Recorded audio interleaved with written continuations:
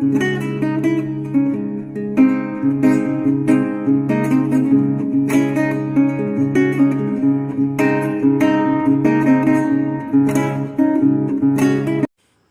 साथियों, स्वागत है आपके अपने YouTube चैनल में। हिंदी साहित्य से बहुविकल्पीय महत्वपूर्ण प्रश्न 40 लेकर आए हैं। आज 1640 प्रश्न अभी तक हम करवा चुके हैं और इस वीडियो को पूरा होते ही 1680 प्रश्न हम पूरे कर लेंगे। भाग 34 आपके सामने साथियों प्रस्तुत करेंगे और आप जितने प्रश्न सही करेंगे आज उसका हम अंत में पूछते ही हैं, वो आप ज़रूर बताइएगा। और स्कोर अपना जितने भी अंक आप सही करते हैं बिल्कुल ईमानदारी से आप गिनते जाइए और अंत में ज़रूर बताएं साथियों। तो इसलिए शुरू करते हैं आज के हम प्रश्नमाला।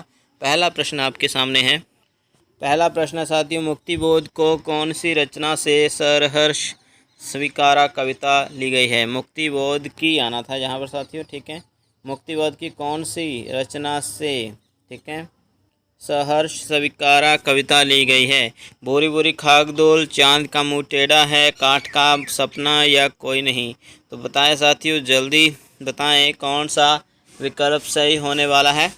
बिल्कुल जी हाँ साथियों, बहुत आसान प्रश्न है। सहर्ष स्वीकारा है ये कविता, हालांकि उनकी बिल्कुल मुक्तिबोध जी की ही है, लेकिन हाँ यह बताइए कौन से काव्य संग्रह से है उनके? जी बिल्कुल साथियों, जी बिल्कुल साथियों, पहला जो उनका विकल्प है, ठीक है, इस प्रश्न का, भूरी भूरी खाक धूल से सरहर्ष स्वीकारा कविता ली गई है साथियों, ठीक है। और एक और बात, मतलब यह कह सकते हैं कि हाँ भूरी भूरी खाक धूल जो काव्य संग्रह है इसी में दर्ज है सरहर्ष स्वीकारा, ठीक है।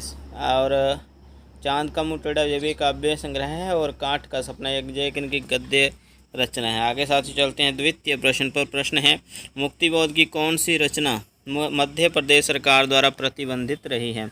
यह प्रश्न साथियों काफ़ी मैं मानता हूं कि महत्वपूर्ण श्रेणी में आता है। उनकी कौन सी रचना मध्य प्रदेश सरकार ने प्रतिबंधित कर दी थी? भारत इतिहास और संस्कृति, चांद का मुंह टेढ़ा, काठ का सपना या विपात्र? साथियों एक बहुत ही अच्छे आलोचक, निबंधकार, कहानीकार और सर्वश्रेष्ठ कवियों के रूप में जाने जाते हैं मुक्तिबोध। और मतलब बहुत मन को छू जाने वाली इनकी कविताएं हैं, लेकिन हाँ कटाक्ष करती हैं, व्यंग्य करती हैं समाज पर, शासन पर, और इसीलिए डर गई थी इस पुस्तक से मध्य प्रदेश की सरकार। जी साथी, पहला विकल्प आएगा बिल्कुल सही, भारत इतिहास और संस्कृति। यहाँ पर और अच्छी तरह से नहीं लिखा है, ठीक है, भारत इतिहास और संस्कृति। थोड़ा सा टंकन में ज़रूर गलतियाँ होंगी आज। जी साथियों, तीसरा प्रश्न है, जनेंद्र का प्रथम नाम था? पहला विकल्प बिहारी लाल, दूसरा जनेंद्र लाल, तीसरा आनंदी लाल, चौथा प्रेम कुमार। बाकायदा हमने वीडियो बनाया हुआ है जनेंद्र कुमार या जनेंद्र लेखक, गद्य लेखक के ऊपर हमने वीडियो बनाया है, इनके संपूर्ण साहित्य उसमें बताया है साथियों। तो ज़रूर बताइए उनका बचपन का नाम, जब प्रथम नाम हमने बताया था उसमें ये पूछा जाता है साथियों। बिल्कुल C option is right answer साथियों, आनंदी लाल। Very good. आगे चलते हैं हमारे चतुर्थ प्रश्न पर। चतुर्थ प्रश्न है, नए साहित्य का सौंदर्य शास्त्र अब किस नाम से है? तो यह पुस्तक भी किनकी है? मुक्तिबोध की जी है, ठीक है, मुक्तिबोध की ही है। तो साथियों बताइए किस नाम से अभी जानी जाती है नए साहित्य का सौंदर्य शास्त्र? आखिर रचना क्यों, काठ का सपना, सतह से उठता आदमी या कोई नहीं? शीघ्र बताएं साथियों कौन सा सही उत्तर होगा आपके अनुसार। मुक्तिबोध मास्टर कैडर के सिलेबस में तो है ही, लेकिन NTA UGC net Hindi, DS SSB TGT Hindi, अन्य हिंदी साहित्य की परीक्षाओं से भी इनके संबंध में प्रश्न पूछे ही जाते हैं निरंतर। कभी न कोई न कोई परीक्षा में तो इनसे प्रश्न पूछा ही जाता है इनसे संबंधित। बिल्कुल साथियों, A option is the right answer, आखिर रचना क्यों। Very good. आगे चलते हैं, हमारा पांचवा प्रश्न है, निम्न में से असंगत का चयन करना है। बिल्कुल बताएं साथियों, असंगत कौन सा है यहाँ? असंगत, ठीक है, एक तारा मोहनलाल महतो, मतलब एक तरफ रचना दी गई है और दूसरी तरफ रचनाकार का नाम, जैसे एक तारा मोहनलाल महतो, असंगत का चयन करना है। दूसरा पद्य पुष्पांजलि लोचन प्रसाद, सी अबला बिलाप महावीर प्रसाद द्विवेदी जी, और डी कृषक क्रंदन। तो बताइए इसका है साथियों रामचरितोपाध्याय। तो बताइए साथियों कौन सा विकल्प आपको असंगत लग रहा है? क्या होगा साथियों सही उत्तर? जल्दी बताइए। निम्न में से असंगत का चयन करें। जो सही युग्म यहाँ पर नहीं है उसका आपने चयन करना है साथियों। जी थोड़ा टाइम दे देते हैं, 3 सेकंड। जी साथियों टाइम अप हो गया। तो D option is the right answer. ये असंगत चयन है, असंगत युग्म है कृषक क्रंदन। ये आपको बता दें तो रामचरित उपाध्याय की नहीं है, ये गया प्रसाद शुक्ल स्नेही की है। किसके साथियों? गया प्रसाद शुक्ल, ठीक है, उनका उपनाम स्नेही आप जानते होंगे। और एक बात कि ये प्रताप पत्रिका में छपी थी रचना उनकी, ठीक है, प्रताप पत्रिका में। नेट लेवल का जो तैयारी कर रहे हैं उनको पता होना चाहिए। आगे चलते साथियों छठे प्रश्न पर। रश्मि रेखा किसकी रचना है? रश्मि रेखा मुकुटधर पांडे, श्यामनारायण पांडे, रत्नाकर या फिर बालकृष्ण नवीन। शीघ्र बताएं साथियों कौन सा उत्तर आपको सही लग रहा है यहाँ पर। जी हाँ साथियों बिल्कुल, बहुत सही, बहुत सही। जब रश्मि शब्द आता है तो ज़्यादातर रचनाएं वैसे तो दिनकर जी ने लिखी हैं रश्मि रेखा करके, है ना, रश्मि रथी, ठीक है ना। रश्मि रेखा तो नहीं लिखी है दिनकर ने, लेकिन इस तरह की मिलती जुलती रचनाएं रश्मि नाम से बहुत सारे दिनकर के नाम हैं। लेकिन आपने ये याद रखना रश्मि रेखा जो है वो बालकृष्ण शर्मा नवीन की है, जिनका डी ऑप्शन है साथियों। Very good. आगे चलते हैं साथियों। 7वां प्रश्न है मेघनाथ वध के रचयिता। मेघनाथ वध के रचयिता बहुत ही फेमस पुस्तक है ये तो भैया। मेघनाथ वध के रचयिता कौन है? रत्नाकर, अयोध्या सिंह उपाध्याय, हरिओद सियाराम शरण गुप्त और माइकल मधुसूदन दत्त। जल्दी बताएं साथियों। जी साथियों कौन सा रचनाकार मेघनाथ वध का रचनाकार है, रचयिता है?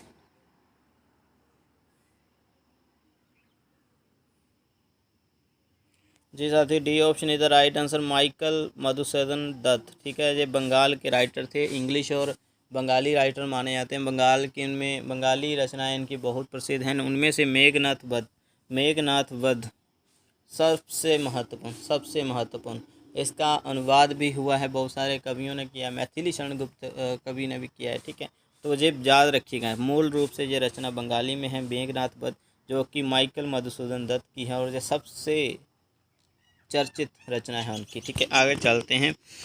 आगे हमारे पास 8वां प्रश्न है साथी, माफ़ करेगा। 8वां प्रश्न है द्विवेदी युग कौन सा ग्रंथ ब्रज भाषा की श्रेष्ठ काव्य धारा के भव्य स्मारक के रूप में स्मरणीय है? ये याद रखना है अपने, इम्पोर्टेंट प्रश्न है ये, ठीक है। विकल्प देखिए, भारत भारती, उद्धव शतक, वैदेही, वनवास या प्रिय प्रवास। द्विवेदी युगीन कौन सा ग्रंथ ब्रज भाषा की श्रेष्ठ काव्य परंपरा के भव्य स्मारक के रूप में याद किया जाता है, स्मरणीय है साथियों? जल्दी बताइएगा। बिल्कुल जी साथियों B option is the right answer, Uddhav Shatak, ठीक है साथियों, ये याद रखना है, उद्धव शतक। ओके, उद्धव शतक ये जगन्नाथ दास रत्नाकर जी की रचना उद्धव शतक, जो ब्रज भाषा में है और द्विवेदी युग में लिखी गई रचना, इसलिए इम्पोर्टेंट है। एक और बात साथियों अपने जो याद रखनी है वो यह है कि सत्यनारायण कवि रत्न भी हुए हैं, उनका भ्रमर दूत मिलता है, वो भी अच्छी पुस्तक है, ठीक है। तो वो ब्रजभाषा से ही संबंधित और द्विवेदी युग की। आगे साथियों 9वां प्रश्न है ये, प्रकृति चित्रण के क्षेत्र में द्विवेदी युगीन कौन सा कवि सहज ही रीतिकालीन कवि सेनापति का स्मरण करा देता है? प्रकृति चित्रण के क्षेत्र में द्विवेदी युग का कौन सा ऐसा सहज कवि है जो रीतिकालीन कवि सेनापति की याद दिलवा देता है हमें? बताइए। ठाकुर गोपाल शरण सिंह, राय देवी प्रसाद पूर्ण गुप्त या फिर हरिओद? बताएं साथियों। जी साथियों बिल्कुल सही, B option is right answer, Rai Devi Prasad Purna. आगे चलते हैं साथियों। 10वां प्रश्न, जिसको न निज गौरव न निज देश का अभिमान है, वह नर नहीं नर पशु निरा है और मृतक के समान है।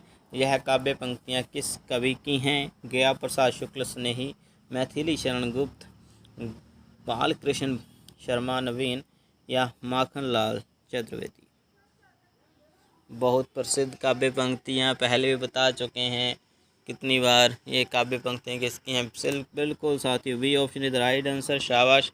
आगे चलते हैं। 11वां प्रश्न है साथियों, त्याग बिना निष्प्राण प्रेम है, करो प्रेम पर प्राण निशावर। यह पंक्ति किस कवि की है? बताएं।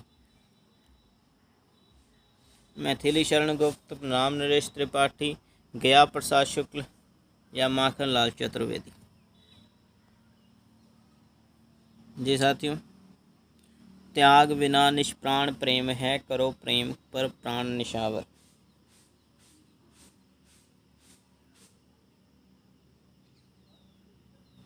जी साथी, बिल्कुल सही, राम नरेश त्रिपाठी की रचना है। आगे चलते हैं। 12वां प्रश्न है, स्वदेशी कुंडल नामक काव्य संग्रह की रचना करने वाले कवि का नाम। स्वदेशी कुंडल नामक रचना किसने लिखी है? किस कवि के नाम पर है? रामचरितोपाध्याय, राय देवी प्रसाद या हरिओद या गया प्रसाद शुक्ल। स्वदेशी कुंडल। ओके साथियों, B option is right answer. B option बिल्कुल सही है। द्विवेदी जो के कवि हैं राय देवी प्रसाद, उनकी रचना है स्वदेशी कुंडल, और याद कर लीजिए इनकी रचनाओं को पूछी जाएंगी। आगे साथियों, 13वां प्रश्न है, छायावादी काव्य धारा के समांतर कौन सी धारा चलती रही? छायावादी काव्य धारा के समांतर कौन सी धारा चलती रही? राष्ट्रीय, सांस्कृतिक, प्रयोगवादी, प्रगतिवादी या नई कविता। A option is the right answer साथियों, बिल्कुल सही, राष्ट्रीय सांस्कृतिक। आगे चलते हैं साथियों, हमारे पास है अभी 14वां प्रश्न है, छंद शास्त्र में कितने अक्षरों के समूह को गण कहते हैं? कितने अक्षरों के समूह को गण कहते हैं? पढ़ा होगा आपने। जी साथियों, तनिक बताएं। बिल्कुल सही साथियों, 3। वेरी गुड, ये option is the right answer. देख लीजिए साथियों, इस प्रकार से गण होते हैं 3 अक्षर 3 वर्णों से मिलकर। गण का विचार केवल वर्ण वृत्त में होता है। मात्रिक छंद इस बंधन से मुक्त होते हैं। ठीक है, मात्रिक छंद जो है इस बंधन से मुक्त होते हैं। वार्णिक छंदों में होता है ये। ठीक है, तो यह देख सकते हैं आप, इस प्रकार से ये गण का नियम चलता है। जमाता राज भा नस लगा, ये रूल है साथियों। ठीक है, अगर जगण आए तो शुभ माना जाता है। मगण शुभ है ये भी। तगण अशुभ, मतलब चालाक के लिए, जैसे उदाहरण के रूप में ये दिया गया है। रगण अशुभ, जगण अशुभ, ये थोड़ा गहराई वाले चला जाता है। ठीक है साथियों, आगे आप देख सकते हैं 8 प्रकार के में गण मिलते हैं। वैसे इसके 3 वर्ण होते हैं। ठीक है, आगे हमारे पास 15वां प्रश्न है साथियों। 15वां प्रश्न है साथी, तेरा वैभव देखूं या जीवन का क्रंदन कविता किस कवि की है? बताइए। तेरा वैभव देखूं या जीवन का क्रंदन किस कवि की कविता है? एक कवित्री भी दी गई है, उसका भी ध्यान रखिएगा। निराला, जयशंकर प्रसाद, महादेवी वर्मा या सुमित्रा नंदन पंत। तेरा वैभव देखूं या जीवन का क्रंदन, बताइए किसकी कविता है?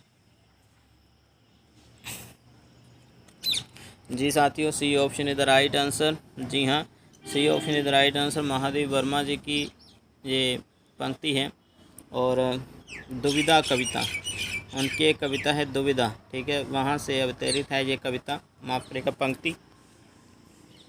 15वां प्रश्न, पंत प्रसाद मैथिली शरण गुप्त, इस कृति के रचनाकार बताइए। दिनकर, रामविलास शर्मा, मुक्तिबोध या नंद दुलारे वाजपेयी। जी साथियों, क्या सही उत्तर होगा? प्रसाद पंत मैथिली शरण गुप्त कृति के रचयिता कौन है? जी साथियों, बिल्कुल सही, दिनकर की रचना है। ठीक है, याद रखिएगा, दिनकर का एक लेख, समीक्षात्मक निबंध मान सकते हैं इसे। आगे हमारे पास चतुरसेन शास्त्री के उपन्यास व्यायाम रक्षाम के कितने भाग हैं? ये साथियों व्यायाम रक्षाम उनका बहुत अच्छा उपन्यास माना जाता है। चतुरसेन शास्त्री के जो उपन्यास है काफ़ी चर्चित माने जाते हैं साथियों, ठीक है। लेकिन उनका एक व्यायाम रक्षाम एक उपन्यास है, ये थोड़ा नेट लेवल का प्रश्न है, ज़्यादा डीप है। कितने भाग हैं? 1 2 3 4, किसी को मालूम है तो बताइए। जी साथी 2 भाग हैं इसके, B option is the right answer. आगे चलते हैं, 18वां प्रश्न है, सुनो क्या सिंधु में गर्जन तुम्हारा, स्वयं युग धर्म का हुंकार। पंक्ति किसकी है? सुनो क्या सिंधु में गर्जन तुम्हारा, स्वयं गुण धर्म का हुंकार हूँ मैं। बताएं किसकी पंक्ति? दिनकर, रामवृक्ष बेनीपुरी, माखनलाल चतुर्वेदी या गुप्त? जी साथियों जी बिल्कुल सही, दिनकर जी की पंक्ति है साथियों। आगे चलते हैं 19वें प्रश्न पर, पाखंड प्रतिषेध किसकी कविताओं का संग्रह है? पाखंड प्रतिषेध रामविलास शर्मा, शुक्ल, जैनेन्द्र, मुक्तिबोध। बताए साथियों। पाखंड प्रतिषेध, पाखंड प्रतिषेध जी साथियों बी ऑप्शन रामचंद्र शुक्ल की कविताओं का संग्रह है। आगे चलते हैं। जेमा सोचेगा कि उन्होंने नहीं लिखी हैं कविताएं, उन्होंने भी लिखी हैं, लेकिन ज़्यादा फेमस तो नहीं हुई, लेकिन जितनी भी हैं इस नाम से उन्होंने संग्रह किया है इसका। आगे साथी दिनकर, इंद्रधनुष है जिस पर अंगारे खेलते हैं, किस कथन किसका है? यह कथन किसका है? दिनकर इंद्रधनुष है जिस पर अंगारे खेलते हैं। मुक्तिबोध नामभर सिंह, रामवृक्ष बेनीपुरी या नेमी चंद्र जैन? बताएं।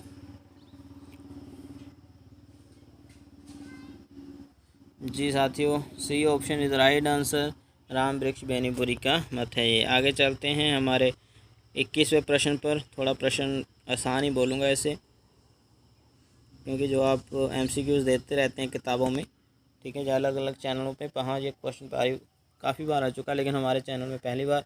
राम की शक्ति भुजा स्रोत स्मृति निराला जी की किस काव्य ग्रंथ में संकलित हैं? अणिमा, अनामिका, दान या आराधना?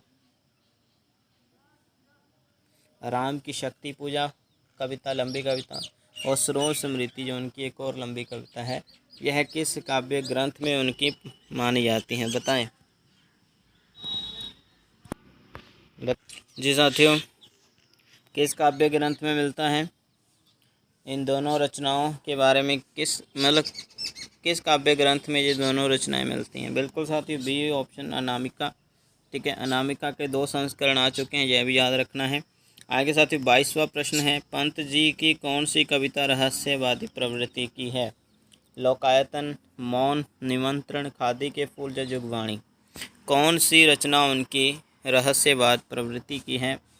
बताएं साथियों। पंत जी की कौन सी रचना रहस्यवादी प्रवृत्ति की है?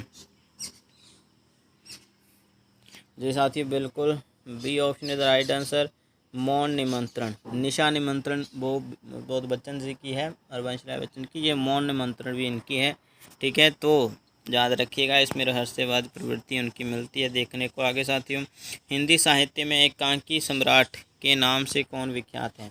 एकांकी सम्राट किसको माना गया है हिंदी साहित्य में? तो भारतेंदु, रामकुमार वर्मा, प्रेमचंद या प्रसाद? बताएं साथियों, बताएं।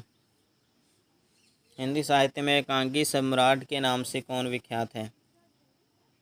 जी साथियों बिल्कुल सही, Ramkumar Verma, B option is the right answer. साथियों बहुत ज़्यादा इनकी एकांकियाँ देखने को मिलती हैं, ठीक है। आगे साथियों परंपरा का मूल्यांकन कृति के रचयिता कौन है? परंपरा का मूल्यांकन कृति के रचयिता रामविलास शर्मा, अज्ञेय, नंदुलारे वाजपेयी जी या फिर शुक्ल जी? परंपरा का मूल्यांकन बहुत फेमस पुस्तक है जी, बिल्कुल ए option is the right answer, Ramvilas Sharma. आगे साथियों 25वां, चारुमित्रा किस विधा की रचना है? चारुमित्रा, चारुमित्रा किस विधा की रचना है? नाटक, कहानी, एकांकी या उपन्यास? चारुमित्रा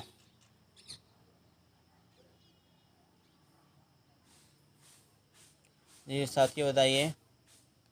जी साथियों बिल्कुल सही, एकांकी, डी सी ऑप्शन, ये राम कुमार वर्मा की ही एकांकी है चारों मित्र। आगे चलते हैं साथियों। पंत की किस कृति पर अरविंद दर्शन का प्रभाव नहीं है? अरविंद दर्शन, अरविंदो घोष, वो एक खुद दार्शनिक रहे हैं, उनके ऊपर भी बहुत सारी दार्शनिक पुस्तकें या दार्शनिक प्रभाव की कविताएं, उनके प्रभाव की कविताएं, उनकी विचारधारा की कविताएं हुई।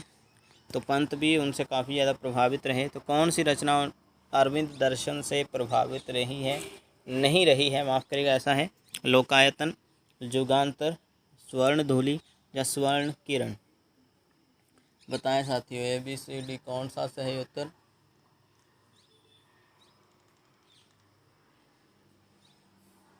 पंत की किस कृति पर अरविंद दर्शन का प्रभाव नहीं? ये बिल्कुल साथियों लोकायतन, ठीक है, लोकायतन बिल्कुल सही आएगा साथियों। उनके लोकायतन जो है एक महाकाव्य है पंत जी का, ठीक है। तो उनके दो मुख्य महाकाव्य मिलते हैं, लोकायतन और एक सत्यकाम, ठीक है। कौन सा? सत्यकाम और एक लोकायतन, ठीक है। लोकायतन उनका महत्वपूर्ण महाकाव्य, ठीक है। भारतीय जीवन की स्वतंत्रता के पहले और बाद की कथा को काव्य का रूप दिया गया है। और पंत जी को अपने माता पिता के प्रति असीम सम्मान था, इसलिए उन्होंने दो महाकाव्यों में से महाकाव्य लोकायतन को अपने पूज्य पिता को, ठीक है, लोकायतन को अपने पूज्य पिता और दूसरा महाकाव्य सत्यकाम अपनी माफ़ करिएगा अपनी स्नेहमयी माता को, ठीक है, जो उन्हें जन्म देते हैं स्वर्ग सिद्धार्थ गई, समर्पित कर दिया था। दो महाकाव्य उन्होंने लिखे, लोकायतन और सत्यकाम। लोकायतन उन्होंने अपने पिता को समर्पित किया है, ठीक है, और सत्यकाम अपनी माता को समर्पित किया है, ठीक है साथियों। इस प्रकार से याद रखिएगा, ओके। अगला प्रश्न है साथियों, निम्न में से कौन सी रचना डॉक्टर राम कुमार वर्मा की नहीं है? रूपराशि, निशित, चित्ररेखा, अंतर्ध्वनि। कौन सी राम कुमार वर्मा की नहीं है?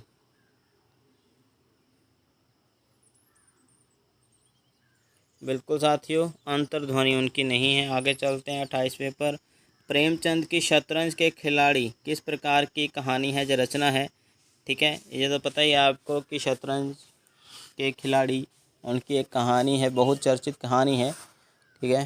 तो किस किस प्रकार की है? आंचलिक है, ऐतिहासिक है, सामाजिक है या धार्मिक है? आंचलिक यानी ग्रामीण भाषा है उसमें, या फिर ऐतिहासिक इतिहास है उसमें, या समाज संबंधी कुरीतियों की बात हुई है उसमें, या फिर धार्मिक, ठीक है। या बताइए कौन सा विकल्प इनमें से आपको सही लग रहा है?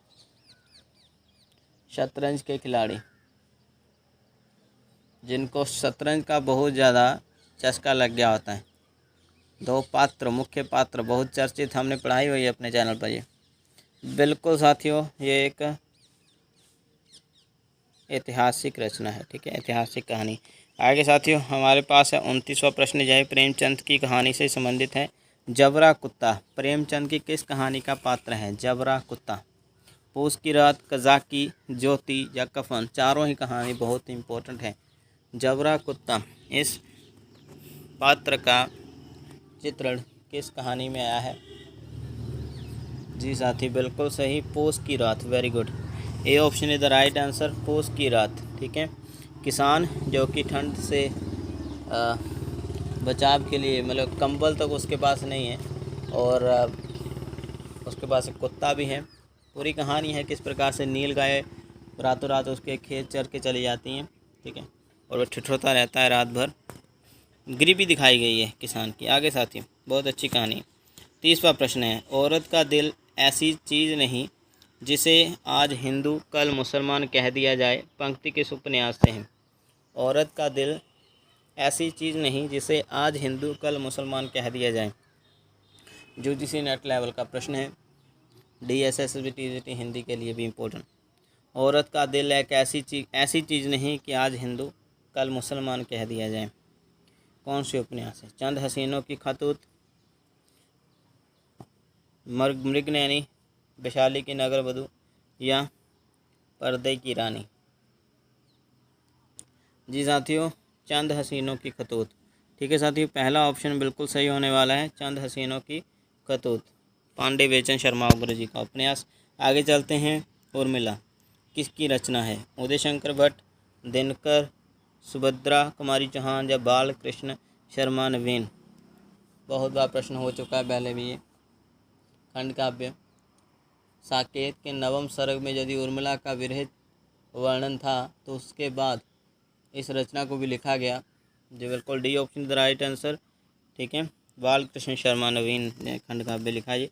आगे चलते साथ ही 32वां प्रश्न है, दिनकर जी किस काव्य ग्रंथ में यौवन, सौंदर्य और विरह के गीत हैं? दिनकर जी के किस काव्य ग्रंथ में यौवन, सौंदर्य और विरह के गीत हैं? रसवंती, बुद्धदेव, कला तीर्थ या कलिंग विजय।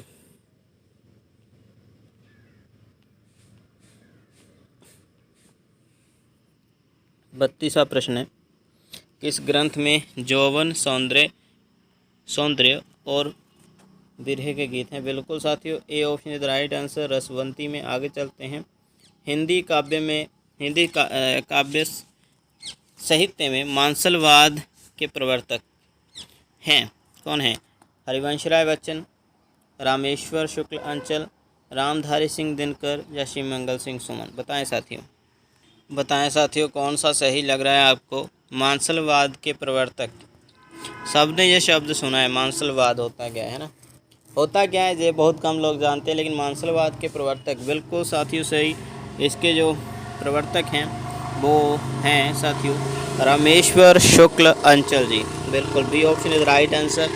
ठीक है, अब मांसलवाद क्या होता है इसके बारे में बहुत कम लोग जानते हैं साथियों। मांसलवाद को जानने से पहले आपको स्वच्छंदतावाद या रोमांटिसिज्म के बारे में पता होना चाहिए। स्वच्छंदतावाद जिसमें एक प्रेमी अपनी प्रेमिका के लिए कविताएं लिखता था, ठीक है, तो उसी प्रकार से मांसलवाद में सिर्फ वासना संबंधी बातें होती हैं। ठीक है, वासना जानते हैं ना, वासना क्या होती हैं, तो हम कह सकते हैं कि एकदम उलट, इसमें प्रेम की भावना कम होती है और वासना की प्राप्ति के लिए अत्यधिक प्रवाहित होती हैं भावनाएं। ठीक है, तो इस प्रकार से आगे साथियों 34वां प्रश्न, दिनकर जी वह कृति जो भारत चीन के युद्ध को आधार पर लिखी दिनकर जी की वह कृति जो भारत चीन के युद्ध को आधार पर रख कर लिखी गई है। ठीक है, भारत चीन युद्ध के आधार पर लिखी गई रचना कौन सी है? रश्मिरथी, पुरुरवा, परशुराम की प्रतीक्षा या कुरुक्षेत्र। बताएं साथियों, दिनकर जी की वह कौन सी रचना है जो भारत चीन युद्ध पर लिखी गई थी? जी साथियों, उस युद्ध के आधार पर जो लिखी गई वो है परशुराम की प्रतीक्षा। शाबाश। आगे चलते हैं, 35वां प्रश्न है, इसको ध्यान से देखिए। जी साथी ध्यान से, जी हाँ, सप्तऋषिम, एकादशी, पंचभूत, चतुष्पथ, स्पर्धा तथा अष्टदल एकांकी संग्रह किसके हैं? मोहन राकेश अश्क, उपेंद्रनाथ अशक अर्थात गोविंदास या कमलेश्वर। बताए साथियों कौन सा सही लग रहा है आपको? 35वां प्रश्न है, सप्तऋषिम, एकादशी, पंचभूत, चतुष्पथ, स्पर्धा, अष्टदल एकांकी संग्रह किसके हैं? 4 विकल्प आपके सामने हैं। जी साथियों, Pandit Govindas, C option is the right answer. ठीक है, आगे चलते हैं, निराला की बादल राग कविता का संबंध है। निराला की बादल राग कविता का संबंध है छायावादी सौंदर्य से, प्रगतिवादी चेतना से, प्रयोगवादी चेतना से या प्रकृति के सौंदर्य से। बताएं, छायावादी सौंदर्य, प्रगतिवादी चेतना, प्रयोगवादी चेतना या प्रकृति के सौंदर्य। जी बिल्कुल साथियों, बादल राग कविता का जो संबंध है वो बिल्कुल प्रगतिवाद चेतना, B option is the right answer. आगे चलते 37वें प्रश्न पर, कुंवर रायण का कहानी संग्रह है। कुंवर रायण का कहानी संग्रह है आकारों के आसपास, मेरे साक्षात्कार, इन दिनों या चक्रव्यूह। बताएं साथियों उनका कहानी संग्रह।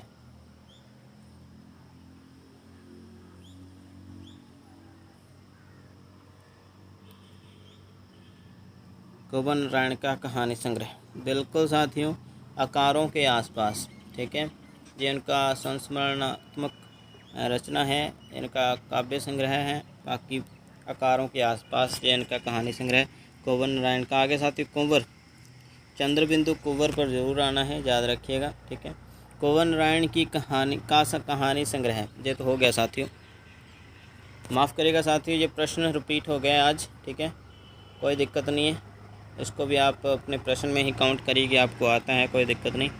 आगे साथियों 39वां प्रश्न है हमारे पास, प्रेमचंद का विधवा विवाह पर आधारित उपन्यास।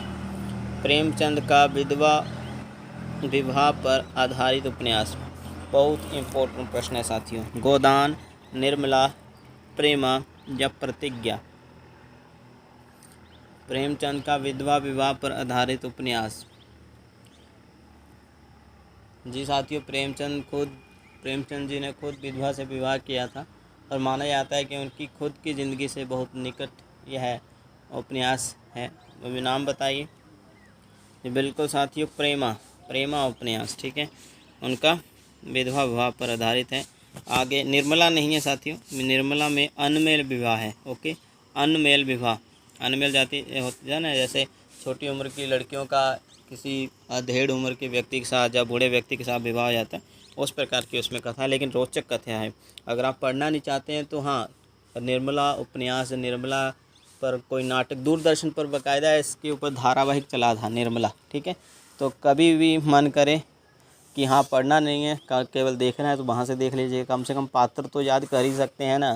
ठीक है, कौन कौन से पात्र जरूर याद करिए। आगे साथियों लास्ट क्वेश्चन आज की वीडियो का, शिरीष के फूल नामक निबंध संग्रह से उद्धृत है। निबंध संग्रह बताना है, किस निबंध संग्रह में शिरीष के फूल नामक निबंध है। अशोक के फूल में, कल्पलता, आलोक पर्व या फिर विचार और वितर्क। जी साथियों, अंतिम प्रश्न आज की इस वीडियो का।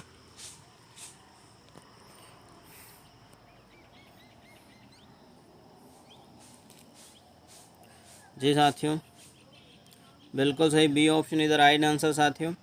शिरीष के फूल उनका जो निबंध है कल्पलता का निबंध संग्रह में साथियों, और ये एक ललित निबंध है। ठीक है, ललित निबंध है साथियों, याद रखिएगा।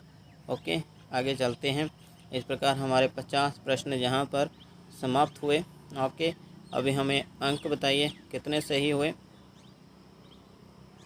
इसी प्रकार मेहनत आप करते रहिए दिन प्रतिदिन।